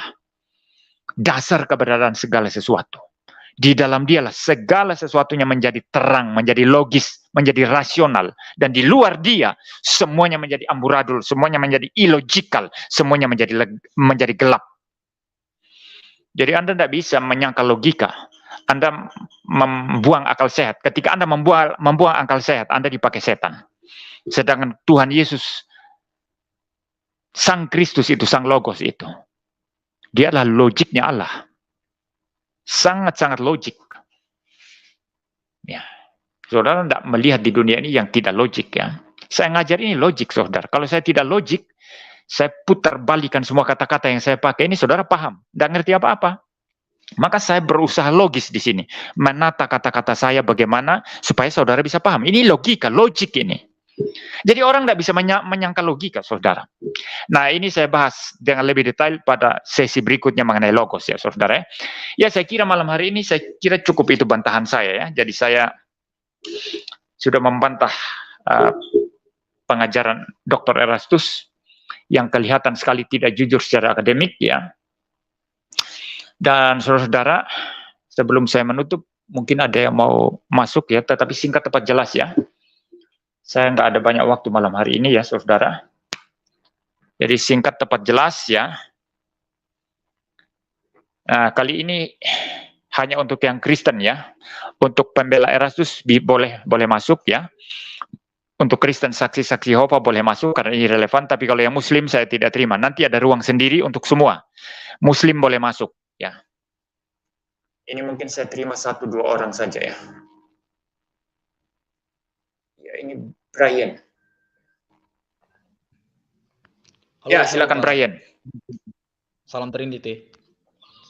Ya selamat malam. Anda Islam apa Kristen? Kristen Pak kebetulan. Saya penganut Tritunggal juga. Ya? Pak. Ya? Penganut Tritunggal. Iya, penganut Tritunggal. Oh ya silakan. Singkat tepat jelas ya. Saya boleh menanggapi Pak?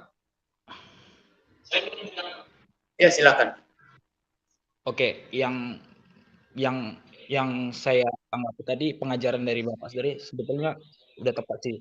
Cuman saya ingin menambahkan juga Pak, karena kebetulan Pak, saya pernah berdebat sama saksi mengenai Yohanes 1 ayat 1 juga gitu. Berdebat dengan siapa? Saksi Yehova Pak. Oh ya. Mikrofon Anda harus itu. Jangan hilang-hilang. Ya. Kebetulan saya berdebat sama saksi Yehova yang lalu itu Pak ya, mengenai Yohanes 1 ayat 1. Mereka mengatakan gini Pak, Allah gitu, tapi bukan Allah gitu. Nah saya balikkan ke mereka, saya mereka saya bilang, kalau kamu mengatakan firman itu adalah suatu Allah, berarti kamu mempunyai 2 Allah, saya bilang. Dari situ mereka muter-muter nggak jelas gitu. Mereka sebenarnya udah ketar-ketir gitu. Termasuk Erastus Sabdono sendiri Pak, dia memang udah mengajarkan, kalau boleh dibilang udah sesat lah kalau saya bilang. Itu tanggapan Bapak seperti gimana sih Pak tanggapan Bapak gitu? Maaf kalau bahasa Indonesia saya kurang lancar gitu. Ya baik. Jadi yang namanya bidat itu dia membuat kesalahan fatal dalam 2 hal. Itu selalu kalau bidat itu. Pertama dalam domain biblika, dia pasti kacau itu. Dalam domain biblika maksudnya bagaimana menafsir dengan benar, bagaimana mengeksegesis Alkitab dengan benar ya. Ya. Termasuk bagaimana pengertian dari bahasa aslinya, itu dia pasti kacau di sana. Nanti saya akan sedikit tunjukkan kekacauan saksi-saksi Yehova ya dalam hal ini. Tetapi sebetulnya sudah ada satu video yang menanggapi saksi-saksi Yehova ya. Mungkin di video logo saya seri yang ketiga. Saudara coba lihat itu nanti lebih utuh di sana ya. Kedua, dia kacau dari aspek dogmatika. Dalam hal ini, dalam hal reasoning, dalam hal logika dia kacau balau. Ya, selalu begitu itu ini bidat. Sekarang saksi Yehova, saya tunjukkan kekacauannya. Pertama secara biblika. Misalnya Wahyu itu, dalam kitab Wahyu berapa itu yang mengatakan Yesus adalah permulaan ciptaan. Ya, permulaan ciptaan Allah. Itu kalau ke bahasa aslinya itu tidak begitu tidak begitu pengertiannya. Seolah-olah Yesus diciptakan. Yesus disebut sebagai arke di sana. Anda tahu apa pengertian arke itu? Arke itu substansi, hakikat, atau bisa berarti reason, alasan, atau bisa berarti dasar, foundation. Jadi kalau begitu pengertiannya apa? Yesus itulah substansi penciptaan. Artinya melalui dia diciptakan segala sesuatu. Tanpa Yesus tidak ada ciptaan. Yesus itulah reason daripada penciptaan. Alasan penciptaan. Maka penciptaan Allah Bapa pasti melalui Yesus. Dan ini sangat connect dengan Yohanes 1 ayat 3. Ya. Kalau misalkan Wahyu pasal 3 ayat 14 itu bisa nggak? Kata arke itu merujuk kepada ciptaan. Sebentar dulu, sebentar saya jelaskan. Anda putus-putus juga suaranya ini, ya. Jadi itu connect dengan Yohanes 1 ayat 3 dan Kolose pasal 1, Ibrani pasal 1, di mana dikatakan di sana Bapa mencipta melalui anak, atau dikatakan oleh dia segala sesuatu dijadikan. Artinya melalui Yesus. Dia adalah reason, alasan penciptaan. Itu maksud kata arke di sana yang sudah diputarbalikkan oleh saksi-saksi Yehova. Ya, maka kalau debat dengan saksi Yehova saya biasanya kayak kemarin ada yang masuk. Saya langsung, ayo kita masuk ke itu, bahasa aslinya aja, enggak apa-apa. Seperti itu. Karena mereka pasti kacau di sana. Itu pasti ada yang diputar balikan itu, ya. Lalu kemudian apa namanya? Istilah misalnya di kitab Amsal itu juga sama juga di situ, ya. Ya, mereka putar balik juga itu. Itu ya samalah dengan Wahyu juga diputar balik. Nah, ini kekacauan pertama ya. Nanti Anda untuk lengkapnya, nanti utuhnya itu coba dengarkan seri logo saya bagian yang ketiga. Itu khusus menjawab saksi-saksi Yehova yang kacau itu. Kekacauan yang kedua, secara sistematika. Ini berhubungan dengan bagaimana melihat koherensi pengajaran Alkitab. Kalau pengajaran Alkitab itu bertubrukan satu dengan yang lain, itu berarti ada kekacauan penafsiran.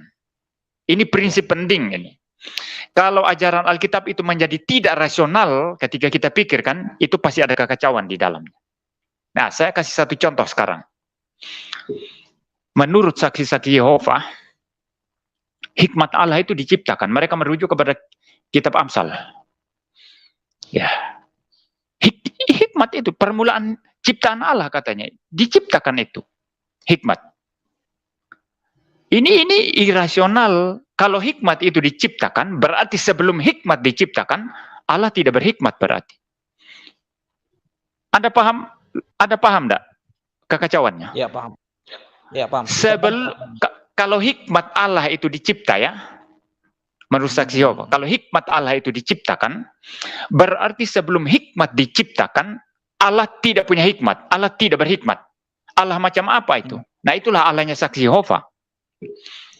Hikmat Allah itu, ya, hikmat Allah itu bersama-sama dengan Allah secara kekal.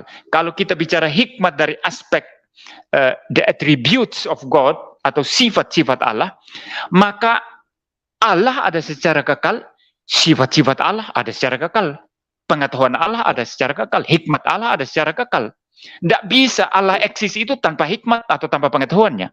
Pengetahuan ditambahkan kemudian. Allah macam apa? Berarti ada waktu dia tidak mempunyai pengetahuan. Ini kacau sekali.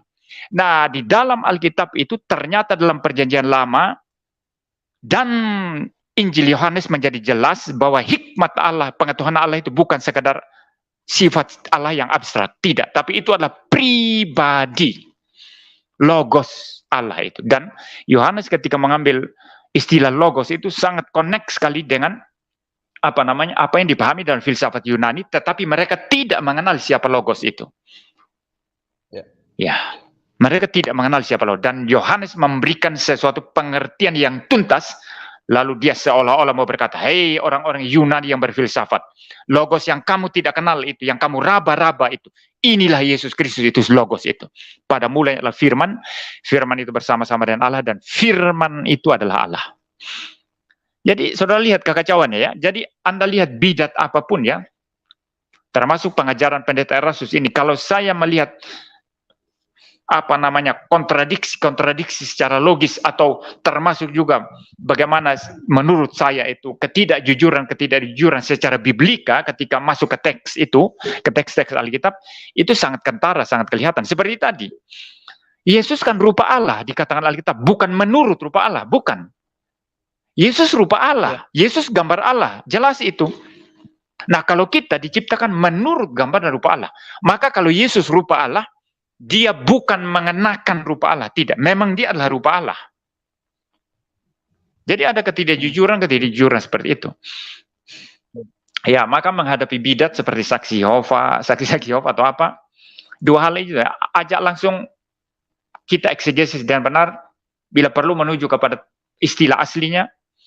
Ya, kedua, bantai mereka dalam hal sistematika, dalam hal reasoning, dalam hal logiknya, pasti logiknya kacau itu. Ya, saya kira itu ya, Oke, kalau tidak ada mungkin mungkin satu lagi Pak. Ya. Saya pun juga baru 2 kali saya berdebat sama sebagai penglogos gitu ya. Dia mengatakan itu adalah firman Allah, correct.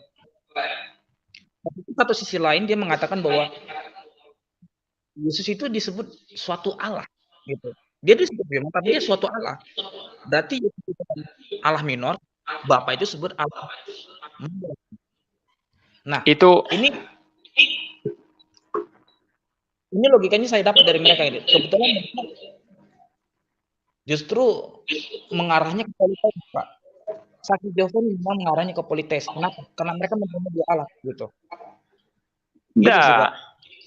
istilah suatu Allah, istilah suatu Allah itu karangan, itu tidak ada itu di Injil Yohanes, itu tidak ada itu. Ya, NRK and hologos ya, NRK and hologos ya, kai hologos and proston theon ya, kai theos and hologos. Nggak ada istilah suatu Allah di sana. Mereka jadi mereka tidak ada dunia baru suatu Allah gitu. Ya. Mereka nggak ada itu. Hilang-hilang suara Anda ini gimana? Ya, bagaimana? Mereka itu mengarahnya ke politis, Pak. Ya, politeis dalam pengertian bahwa mereka menganggap Allah yang asli itu adalah Bapa dan Yesus adalah Allah ciptaan. Ya, dalam konteks ini bolehlah dibilang politeis. Iya. Ya. Pendeta Erastus pun sebetulnya kalau dia mengaku bahwa Yesus Elohim, tapi dalam pengertian Elohim minor ya. Ya itu sejenis politeis juga. Iya. Tapi kelihatannya pendeta Erastus ini mengarah bahwa kita pun nanti itu akan sama dengan Yesus begitu. Iya. Ya, sama dengan Yesus. Jadi ya jadi prinsip begini, bidat-bidat itu mesti ada dua hal itu. Secara biblika dia kacau balau, lalu secara sistematika dia akan benturan sana sini itu, berkontradiksi sana sini begitu. Iya. Ya, maka gini, saya sebetulnya mau memberikan tantangan kalau mau ya, pihak pendeta Erastus. Ya, kalau dia mau memperdebatkan tesisnya dengan saya siap sekali. Ya, kita akademik aja, enggak usah panas-panas ya. Kita tentukan tempat. Kalau dia mau di Malang, saya siapkan tempat di Malang. Kalau dia bilang di Jakarta, di tempat saya akan datang ke Jakarta, ya. Jadi ada dua alternatif yang saya tawarkan. Pertama, debat langsung head to head, atau kedua, berdebat secara tidak langsung. Artinya saya akan memaparkan argumentasi saya secara ilmiah. Nanti dari pihak dia akan membawa orang-orang yang menanggapi secara akademik. Boleh bertanya dan mengkritisi saya. Saya juga nanti akan membawa orang-orang yang akademik yang akan bertanya dan mengkritisi dia. Dan mari kita bertahan. Mempertahankan serangan-serangan. Boleh juga itu kalau dia tidak mau debat langsung. Ya. Tapi belum ada tanggapan dari sekarang. Dari pihak, maksud saya belum ada tanggapan sampai sekarang dari pihak Erastus. Dan kalau ada yang mau mewakili dia, saya terima, tidak apa-apa. Yang penting murid dia ya. Bukan orang tidak tahu dari hutan mana begitu ya, tidak ada hubungan sama Erastus, mau debat sama saya. No, saya mau debat sama Erastus. Jadi murid dia yang betul-betul memegang surat kuasa dari Erastus, ditandatangani di atas meterai. Ya, stempel sekolah itu ditandatangani oleh Erastus. Ini murid saya atau kolega saya yang siap berdebat dengan pendeta MYM. Nah, kalau begitu nanti saya kunci dia. Dia harus memperdebatkan poin-poin Erastus, bukan poin-poin dia sendiri. Tidak boleh. Karena saya memperdebatkan poin-poin Erastus. Dia tidak boleh keluar dari poin-poin Erastus. Dia harus setia kepada poin-poin Erastus. Karena dia sedang berdiri mempertahankan, membela poin-poin Erastus. Tapi sampai sekarang saya belum mendapat tanggapan. Saya tunggu aja. Ya, saya tunggu aja. Kalau saran saya Pak, gini Pak. Ya. Satu gimana Pak? Titik Lopez itu Pak, dia udah mulai sesat juga sih Pak, kalau menurut saya sih gitu. Tantangannya logos, apakah Yesus itu adalah logos atau dia hanya ciptaan semata gitu. Itu menurut saya, itu saran saya sih Pak gitu. Berbeda dengan Jehovah. Ya baik, suara Anda ini putus-putus ini. Putus-putus. Jadi gini, ini tanggapan saya terakhir ya. Jadi saya tidak mendengarkan Anda dengan jelas ini. Tapi menurut Erastus itu Yesus bukan logos. Yesus itu bukan logos. Yesus manusia. Manusia yang dihuni oleh Logos, manusia yang mengenakan rupa Allah morpeteo, yang kemudian itu taat mutlak dan akhirnya menjadi juru selamat. Nah, itu pengertian Erastus. Jadi logos bagi Erastus itu bukan Yesus. Logos itu juga bukan pribadi menurut Erastus. Logos itu adalah metonim atau julukan dari Allah Bapa. Jadi logos itu adalah Allah Bapa sendiri sebetulnya, karena itu adalah julukan dari Bapa. Jadi ketika dikatakan Yesus dihuni oleh logos, itu sama artinya Yesus dihuni oleh Bapa Yahweh. Nah, itu apa namanya, teori daripada atau teologi daripada Dr. Erastus. Iya. Ya, saya terima satu orang lain lagi, setelah itu saya tutup ya. Anda bisa keluar sendiri ya. Iya. Ini saksi Yehova lagi ini yang datang. Ya, silakan masuk. Ya, silakan. Saya cuma bertanya aja, Pak MEM. Ya, silakan. Yang saya tanyakan yang di Zakaria 3 ayat 2 itu yang disebut Di mana? Yang ditulis di Zakaria 3 ayat 2 yang disebut malaikat Tuhan, apakah itu logos? Itu aja, Pak MEM. Saya buka ayatnya. Zakaria berapa tadi? 3 ayat 2 ya? Iya. Bentar. 3 ayat 2. Kalau saya memberi jawaban, Anda jangan potong-potong ya. Soalnya kalau ada potong-potong nanti saya keluarkan, karena ini bukan debat. Kalau debat pun saya tidak mau dengan Anda. Saya mau debat dengan orang yang memang berkualitas gitu. Artinya sekolah sungguh-sungguh, karena saya lihat Anda bukan orang sekolah teologi. Ya, sebentar. Saya tar dulu, sabar, saya siapkan.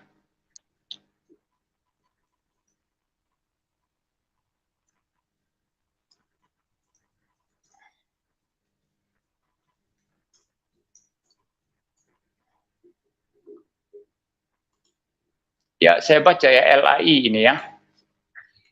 Lalu berkatalah malaikat Tuhan kepada iblis itu, Tuhan kiranya menghardik engkau.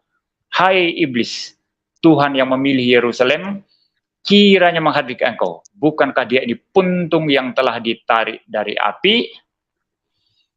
Ya, di situ M-nya itu huruf besar, itu istilah M ya, dan TUHAN huruf besar semua. Kalau di LAI itu artinya YHWH. Jadi ini adalah malaknya YHWH, dan malak YHWH di dalam perjanjian lama itu dia adalah penampakan logos dalam perjanjian lama. Ya, sebentar ya. Ya, malak. Ya.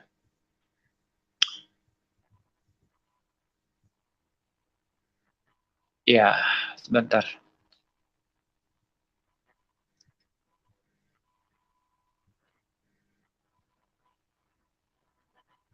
Ya, malaikat Tuhan.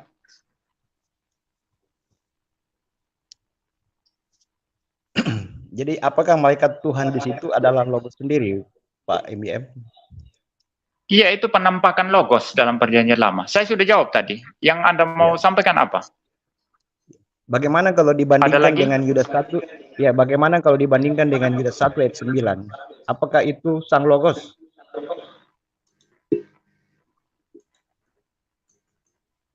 Yudas 1 ayat 9. Yudas 1 ayat 9. Ya. Kalau memang benar Yudas 1 ayat 9.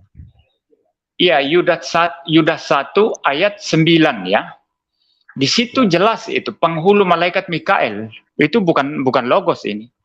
Penghulu malaikat itu bukan logos. Kalau penghulu malaikat Mikael itu ciptaan. Tapi di situ itu penghulu malaikat itu dikatakan kalimat di situ dikatakan dia menghardik iblis, sama dengan dikatakan di situ di Zakaria 3 ayat 2, malaikat Tuhan menghardik iblis. Anda coba lihat di situ. Itu dikatakan di situ bertengkar dengan iblis mengenai mayat Musa. Di Zakaria itu tidak bicara itu. Loh, kenapa Anda samakan? Di Zakaria tidak berbicara tentang mengenai mayat Musa. kalau dibaca dari ayat pertama itu dari masalah apa mayat Musa itu Pak MYM. Kalau kita baca ayat-ayat selanjutnya. Di mana itu? Di Zakaria? Iya. Zakaria.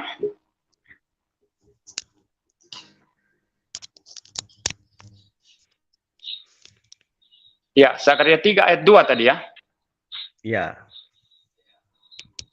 Yang mana yang mengenai Musa? Di situ kan dikatakan malaikat Tuhan tidak berani kepada iblis tapi menyerahkan kepada YHWH untuk menghardik si iblis. Anda ini kacau sekali. Saya bilang di Zakaria pasal 3 itu tidak ada Musa di situ. Yang engkau maksud Musa di mana? Iya, karena yang makanya Anda gini, yang dikutip, dengar dulu. Yang dikutip Anda itu, memaksakan dua teks yang tidak mempunyai korelasi logis atau tidak mempunyai relationship, lalu Anda paksakan sama. Tidak sama ini. Yang di Yudas itu bicara penghulu malaikat Mikael, dikatakan dalam suatu perselisihan bertengkar dengan iblis mengenai mayat Musa. Nah, di Zakaria nggak bicara mengenai mayat Musa. Ya, tapi korelasinya itu diambil langsung ke Zakaria 3 ayat 2 karena itu sama. Ngaco Anda. Di dalam Zakaria itu bicara tentang mayat Musa. Di sini tidak ada ini di Yudas 1 itu bicara tentang mayat Musa itu 1 ayat 9. Oke, di Zakaria ini tidak ada. Pertanyaan saya selanjutnya Pak. Anda akui dulu. Saya benar di sini dan Anda mencoba mencocok-cocokkan yang tidak benar. Inilah yang saya bilang tadi itu ya. Ini Pak Brian ya. Itu pasti kacau itu mereka kalau langsung ke teksnya, apalagi kalau pakai bahasa aslinya itu mereka kacau balau. Ini mau dicocokkan, ini bicara tentang mayat Musa itu di Yudas itu, di mana Mikael itu bertengkar dengan iblis dikatakan di sana. Sedangkan di sini itu bicara tentang malaikat Tuhan ya,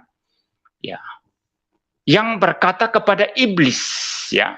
Lalu kemudian di ayat-ayat selanjutnya itu dengar dulu. Di ayat selanjutnya itu bicara tentang Yosua. Ya. Jadi ini kacau Anda. Lanjut apa? Lanjut yang berikut apa? Iya, di situ kalau kita lihat korelasinya Pak MYM, di situ bahwa malaikat Tuhan itu lebih rendah daripada YHWH, Sang Logos itu. Karena dia menyerahkan untuk menghardik iblis itu melalui YHWH. Kok bisa seperti itu? Jadi tidak setara kan? Tidak harus dengar ini logikanya ini Anda kacau ya. Logika Anda ini kacau ya. Even kalau Tuhan mau itu bisa memberikan yang lebih rendah untuk menghardik. Kenapa tidak bisa? Tapi faktanya misalnya, kan begitu, Pak. dengar dulu. Logika Anda ini kacau. Misalnya ya, penghakiman yang di dunia ini dijalankan oleh siapa? Oleh negara. Negara dapat kuasa dari mana? Engkau saksi Yehova menolak itu, membantah Roma pasal yang ke 13 ya. Ya.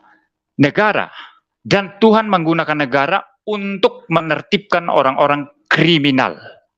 Jadi ini bukan sesuatu argumentasi yang bisa dipakai ini karena malaikat Tuhan mengatakan Tuhan menghardik engkau, maka otomatis malaikat Tuhan lebih rendah karena dikatakan Tuhan yang menghardik engkau. Ini pertama ya. Dengar saya jangan potong dulu. Engkau jangan potong dulu, dengar saya. Ini kekacauan pertama. Saya kalau misalnya saya di kantor, contoh kalau saya orang bisnismen dan saya punya karyawan, lalu ada orang ribut-ribut, ngamen-ngamen di depan kantor. Lalu saya bilang kepada salah satu karyawan saya, "Hei, karyawan, hardik dulu orang itu. Hardik dulu itu." Saya perintahkan karyawan saya lebih rendah.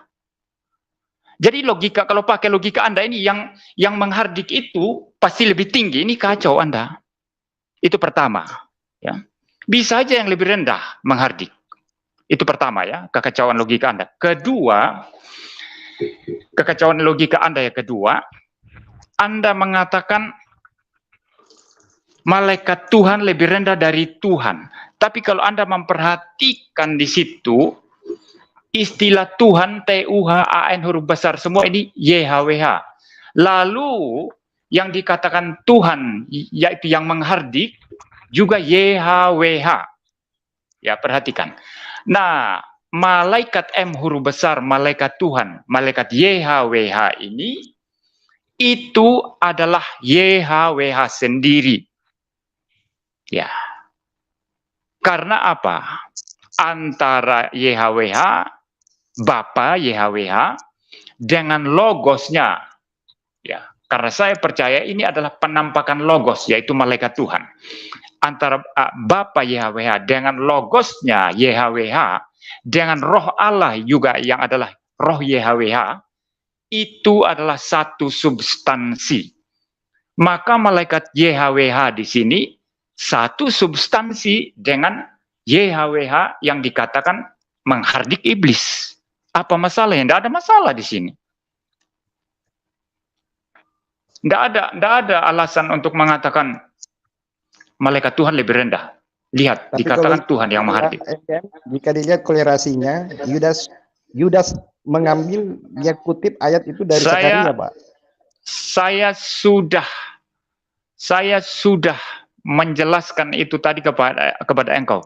Bahkan kepada yang lebih rendah saja bisa dikatakan karyawanku akan menghardik engkau. Misalnya kalau saya langsung saya kasih ilustrasi contoh yang kantor tadi itu ya. Kalau saya seorang bos di kantor ya, lalu saya lihat orang ngamen-ngamen. Kemudian saya bilang kepada pengamen itu, "Hei pengamen, karyawanku akan menghardik engkau." Loh, boleh dong. Kenapa tidak boleh? Jadi yang menghardik itu kalau diartikan selalu harus lebih tinggi, itu kacau logika Anda. Ini pertama saya katakan tadi. Kedua, malaikat YHWH itu malaikatnya Yehova. Malaikatnya Yehova, itulah logosnya Yehova, firmannya Yehova. Maka firmannya Yehova juga adalah Yehova. Sama dengan Bapa adalah Yehova, firmannya Yehova, rohnya Yehova. Jadi no problem sama sekali. Lah, lalu Anda mulai melarikan diri lagi. Dia mengatakan, itu kutip dari Zakaria. Di dalam teks asli, di dalam bahasa Yunani itu, tidak ada referensi itu. Ada Pak referensinya, coba Bapak lihat di bawah. Yudas 1 ayat 9 itu referensinya diambil dari Zakaria 3:2. Jadi Yudas di sini membuat referensi ini diambil dari Zakaria 3 ayat 2 begitu. Ada tak? Ya, betul. Ada itu. Ada. Oh, baik, saya baca ya. Di ayat mana yang kau maksud? Di bawah, catatan kakinya itu di bawah kan? Referensinya Yudas mengutip dari Zakaria 3 ayat 2. Ini Anda ini susah ya. Jadi ini terakhir ya. Saya tidak melayani orang yang tidak sekolah. Catatan kaki itu bukan yang ada di ortograf itu. Itu catatan kaki itu tambahan untuk memperjelas. Bisa saja catatan kaki itu salah. Catatan kaki itu bukan firman Allah. Berarti itu LAI tidak ada di salah, ortograf Pak, ya? itu. Berarti LAI salah terjemahan kalau gitu Pak ya, Pak Emil. Bisa salah. LAI bisa salah. Saya biasa kritik LAI yang salah kok.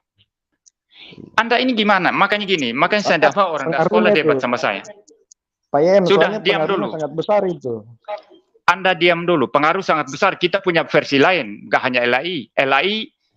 LAI dapat disandari kebenarannya. Walaupun nanti ada hal-hal yang kecil-kecil seperti masalah terjemahan, itu bisa dikoreksi sendiri, bisa langsung ke bahasa asli, bisa membandingkan dengan King James, New International Version atau banyak versi.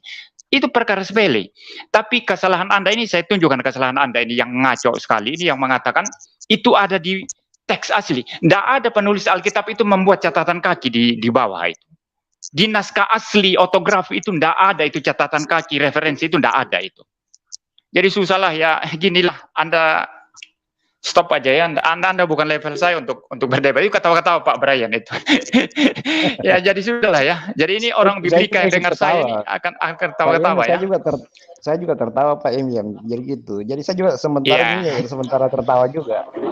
Loh, santai aja Pak Emil, santai. Dengar dulu. Anda bilang ada di teks asli. Tidak ada itu di teks asli itu. Tidak ada penulis Yudas. Yudas itu saudara Tuhan Yesus itu yang menulis surat Yudas ini. Dia tidak pernah membuat catatan kaki itu. Tapi loh, tidak ada itu catatan kaki seperti diambil, Pak. Pak Emin diambil dari Zakaria 3:2. Coba Pak lihat Pak Emin lihat itu Alkitab dari lain. Nah, ini orang goblok. Kamu ini bodoh sekali. Sudah saya tidak layani kamu. Ya, jadi percuma saya melayani orang bodoh seperti kamu ini. Ya. Saya bicara bahasa di teks asli itu tidak ada. Itu yang membuat, itu orang yang menambahkan kemudian itu. Berarti Dan memang itu tidak LAI tentu benar. salah. Berarti LAI Iya salah ya? dalam hal ini. Iya salah dalam hal ini. Kenapa? Ya cukup Ini cukup goblok saya ini. itu. Sudahlah bodoh, keluar aja kamu orang bodoh ya. Ndak level sama saya, debat sama saya. Ketawa-ketawa. Ya, masa pakai LAI mau debat sama saya? Saya bilang di naskah asli itu ndak ada itu. Nggak buat catatan kaki itu naskah asli. Maksudnya Pak MYM, maksudnya membedakan aja LAI dengan konsepnya Pak MYM begitu. Sudah enggak, Anda enggak paham apa yang saya jelaskan, enggak usah ya. Jadi ya, oke, makasih MYM, makasih. Selamat ya. malam PM. Ya. Dan untuk Anda, karena Anda tidak menghargai sesuatu yang berbobot dan akademik, lain kali Anda tidak masuk lagi ke tempat saya. Ya, jadi saya tidak mau sembarangan orang masuk. Saya mau yang kalau mau diskusi yang berbobot gitu ya. Saya kan sudah jelas mengatakan itu tidak ada di teks asli. Dia bilang ada referensi. Referensi mah Yudas tidak pernah buat referensi kalau tulis itu. Ya sudahlah ya, selamat tinggal. Anda saya keluarkan aja. Ya. Oke, jadi Pak, itulah Pak Brian. Enggak, sebentar dulu saya ini. Jadi itulah. Jadi mereka itu sebetulnya secara akademik itu sangat-sangat tidak berbobot ya. Jadi kalau saya bilang bodoh nanti dibilang kasar, pendeta kasar, tapi memang bodoh. Memang bodoh. Masa Yudas menulis surat, menulis referensi dia. Ini kan LAI yang buat dan itu bisa salah dan itu bukan firman Allah itu. Referensi di bawah itu bukan firman Allah itu. Ya, bahkan kalau saya lihat versi versi New King James dan NIV misalnya, kalau saya bandingkan referensi di bawahnya pun beda-beda. Beda-beda referensi mereka. Jadi susah orang kalau tidak sekolah lalu ngotot mau debat ya. Hanya modal ngotot pakai LAI begitu. Ya silakan. 1 menit. Tapi suara Anda perjelas dulu. Mikrofon Anda dekatkan ke mulut atau bagaimana? Biar nggak putus-putus. Ya. Oke. Ya. Udah dengar, Pak? Oke, menanggapi dari Steve tadi Pak, kebetulan dia ini orang saksi Jehovah. Saya yakin benar saksi Jehovah. Kenapa? Saya pernah memang saksi Jehovah dia. Ya. Saya pernah pengalaman berdebat sama saksi Jehovah, Pak. Itu tadi saya katakan tadi mengenai logos. Yesus adalah logos atau firman Allah yang kekal sama dengan Bapa. Tapi mereka ini mencoba memutarbalikkan bahwa Yesus adalah firman, tapi dia adalah suatu Allah. Itu tadi saya bilang tadi. Ini kalau model Ferry ini Pak, ini modelnya gampang dipatahkan Pak gitu. Dia ini ngawurnya tingkat dewa Pak, saya lihat. Iya. Tapi kalau orang tapi kalau orang bodoh dia tidak sadar kalau dia salahnya total sekali. Masa dia jadikan catatan kaki LAI itu sebagai standar untuk dia debat dengan saya. Padahal itu kan bukan itu. Tidak ada di otograf itu. Iya. Bahkan catatan kaki model LAI pun tidak tentu sama dengan King James, tidak tentu sama dengan NIV dan lain sebagainya. Jadi, tapi begini, orang bodoh seperti itu ya kadang juga nggak tahu kalau dia bodoh. Jadi dia seolah-olah pintar dan terus ngotot dan akhirnya kemudian kita menjadi keras begitu. Ya ada lagi yang mau di ya, sebelum saya tutup. Yang kedua, yang terakhir Pak, saya juga pernah berdebat soal Kolose 1 pasal 15, 16, 17. Ini yang tadi saya bilang, orang-orang saksi Jehovah dia berkutat kepada Kolose 1 ayat 15. Dia mengatakan bahwa dia ada sulung yang diciptakan begitu. Dari antara yang diciptakan, dia adalah Yesus gambar Allah yang tidak kelihatan dan sulung di antara yang diciptakan. Padahal ayat 16 itu dialah yang menciptakan segala sesuatu begitu. Bukan agen penciptaan, tetapi dia adalah pencipta itu sendiri Pak begitu. Hanya di dalam dia. Jadi hanya di dalam itu sesuatu yang diciptakan begitu. Jadi gini, ya sebagaimana saya katakan tadi, memang bidat itu lahir dari pemutarbalikan menafsir Alkitab. Jadi mereka mengeksegesis secara terbalik, memutarbalikan semua pengertian-pengertian yang ada, lalu kemudian membuat kesimpulan yang sama sekali menyesatkan begitu.